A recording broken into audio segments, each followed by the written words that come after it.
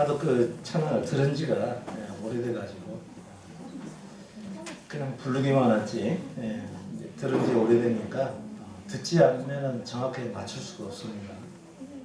여러분들 말씀을 안 들으면 여러분 생각대로 살게 되는 것이지 말씀을 꼭 들으셔야지만 자기 삶에 이렇게 규모가 잡히게 되는 것이죠.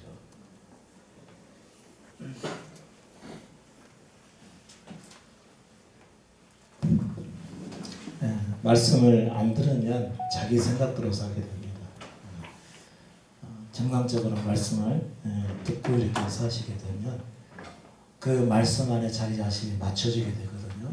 그리고 자기의 잘못된 생각도 내려놔지게 되고 그리고 그 말씀과 함께하는 삶이 점점 가능해지게 됩니다.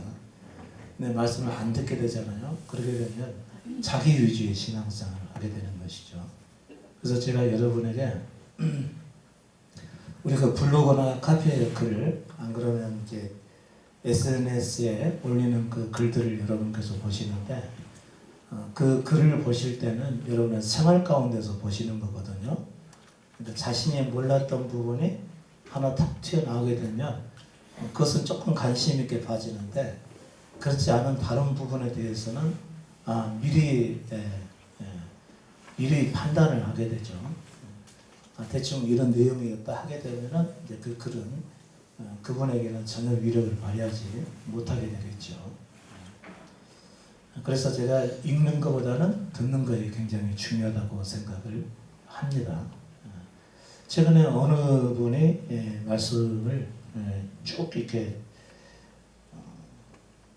보시기만 하시는 분이 계셔요. 그래서 가까이 사시기에 오셔서 한번 들어보셨으면 좋겠습니다. 한 번도 안 들어보신 분입니다. 좀 들어보셨으면 좋겠습니다.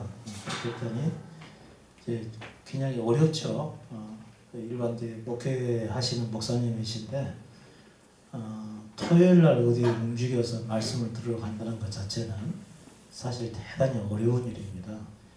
그런데 토요일 날 자기 지역을 떠나서 멀리까지 이동을 하고 거기서 말씀을 듣고 온다고 하는 것은 대단히 큰 모험이죠. 왜 그 다음 날 이제 말씀을 이제 전하면서 한 주 그 예배를 인도해야 되기 때문에 상당히 모험이 되는 거죠. 그래서 말씀을 보기만 합니다.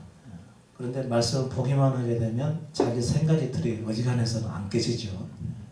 자기 눈으로만 보기 때문에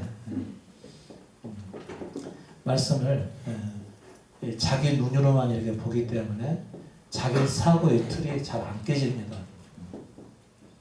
자기 사고의 틀이 그대로 유지된 상태에서 말씀을 보니까 그 말씀이 원하는 본래의 뜻을 잘 파악을 해내지 못합니다. 굉장히 그 중요한 부분입니다. 그래서 그분이 하시는 말씀을 문자 내용을 쭉 훑어보니까 글을 거의 안 읽고 말씀하시는 것 같은 생각이 들어서 글을 읽기는 읽으시는데 전혀 그 내용을 파악하지 못하시네요. 그랬더니 좀 놀라시더라고요. 그래서 그런 이유가 있습니다. 그 이유는 뭐냐면 이 글들을 통해서 복음의 글들을 통해서 자기가 얻고자 하는 유익만을 생각하기 때문에 자기 원하는 내용 그것이 나오게 되면은 동의는 하지만 그렇지 않은 부분에 대해서는 동의가 안 되니까 그냥 지나가 버리고 말게 되는 것이죠. 그렇게 되면은 자기 눈에 들어오는 것만 보게 되는 것이죠. 그래서 제가 오시라고 한 이제 의미는 뭐였냐면은 여기서 말씀을 쭉 듣다 보면은 자기 생각이 일단 어려워지게 되죠. 자기에 대한 생각을 일단 안 하시게 됩니다. 계속 말씀을 듣게 되니까 자기도 모르는 사이에 2시간이나 2시간 반 동안은 그냥 앉아서 들어야만 되는 것이죠. 그러면서 어떤 생각들이 자기가 다 고집하던 그 생각들이 자신에게 충격으로 다가왔을 때 그때 자기 생각이 조금씩 내려가게끔 되는 것이죠. 그러면서 하나씩 깨어져 간다고 해야 될까요? 자기 사고가 깨져가면서 이 깨진 틈으로 말씀이 들어오게 되는 것이죠. 깨진 틈으로요. 그러면서 이 말씀이 자기 안에 하나씩 들어와서 자기 존재가 무너지게 되고 오직 그분의 말씀으로만 살게 되는 것입니다. 그러면 여기 와서 말씀을 듣는다고 해서 다 되느냐? 그것도 아니죠. 여러분께서 이미 마음을 열어놓지 않고 덮어두고 오시게 되면 아무리 말씀을 들어도 안 됩니다. 말씀을 이렇게 자기 마음을 이렇게 닫아둔 채로 이렇게 말씀을 아무리 듣게 되더라도요, 이 말씀이 다 이렇게 흘러가 버리는 것이죠. 귀점만 울리게 되는 것이지 자기의 마음을 때리지는 못하게 되는 거죠. 그런데 자기의 심령의 변화가 생기지 않는 것이죠. 오래 들어도 그 심령의 변화가 안 되는 것은 절대로 나는 내 틀을 깨뜨리지 않겠다라고 하는 각오를 하고 듣기 때문에 그런 것이죠. 물론 각오가 들으신 분은 사실 없어요. 그런데 자기가 허물어지기를 원하지 않는다는 거죠. 자기가 허물어지기를 원하지 않는 그 마음을 가지고 듣는 거죠. 이렇게 해서 말씀을 듣는 것을 뭐라고 그러죠? 그 사람 마음은 강팍하다라고 말하는 것이죠. 그러니까 여러분께서 말씀을 들으실 때는 내 모든 생각을 일단 다 내려놓는 것입니다. 대개 우리는 어떤 상황에서 이 십자가 복음의 말씀을 듣게 되냐면 그동안 우리가 신앙생활을 해왔던 삶을 쭉 살아왔었고 보고 들은 것도 있고 경험한 것들도 있습니다. 전에 경험했던 그것들이 내게 마치 여리고성처럼 아주 강력한 무너지지 않는 여리고성처럼 이렇게 자리를 잡고 있는데 새로운 이 복음의 말씀이 들리게 되잖아요. 그렇게 되면 어지간해서는 이게 깨뜨려지지 않는다는 것이죠. 그래서 쉽지 않은 법입니다. 그래서 이제 하나님께서는 그런 분들이 말씀을 듣게 될 때는 미리 준비를 시켜주시죠. 대개는요. 어떤 준비냐면 이제 고난을 당하게 하시는 것이죠. 고난을 당하게 하시든지 굳이 이 고난이 아니라고 한다면 현재 듣고 있는, 여기서 말고 현재 듣고 자신이 알고 있는 것에 대해서 자꾸 의문을 품게 만들어가는 것이죠. 동의할 수 없는 부분들이 가끔씩 생겨나든지 경험하게 만드는 것이죠. 그래서 내가 믿는 이것이 다가 아닐지도 모르겠다. 이런 생각을 오랫동안 가지고 계시면 계실수록 복음을 받아들이는 충격이 훨씬 더 강해서 자신이 쉽게 무너질 수가 있는 것입니다. 그런데 자신이 그동안 신앙생활을 해왔던 것들이 다 옳다라고 인정을 하고 있을 때 여기서 증거되는 이 복음을 듣게 되잖아요. 다 그냥 흘러버리게 되는 것이죠.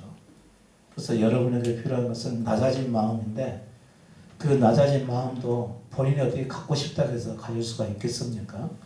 그래서 이 복음을 듣게 될 때는 항상 하나님께서 미리 준비시켜 놓으시는 분들이 있습니다.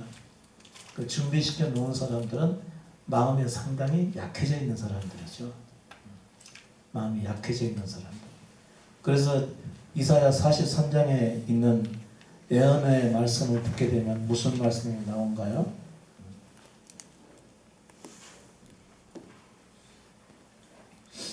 이사야 43장 말씀 한번 보실까요?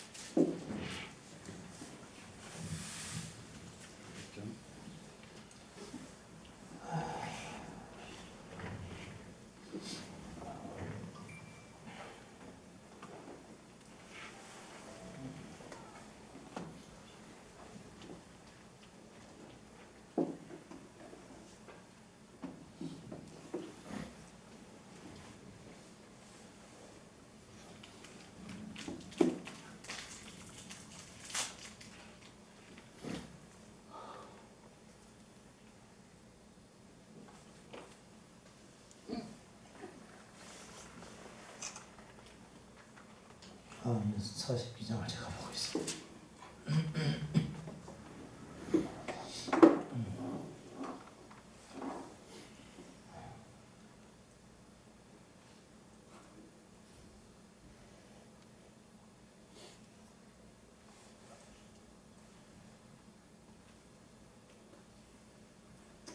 (19절) 말씀, 18절 말씀 한번 보실까요? 이사야 43장 18절 시작. 너희는 이전 일을 기억하지 말며 옛전 일을 생각하지 말라. 보라, 내가 새 일을 행하리니 이제 나타낼 것이라. 너희가 그것을 알지 못하겠느냐? 정령이 내가 광야의 길과 사막의 강을 내리니 장차 들짐승 곧 시람과 및 타조도 나를 존경할 것은 내가 광야의 물들을 사막의 강들을 내어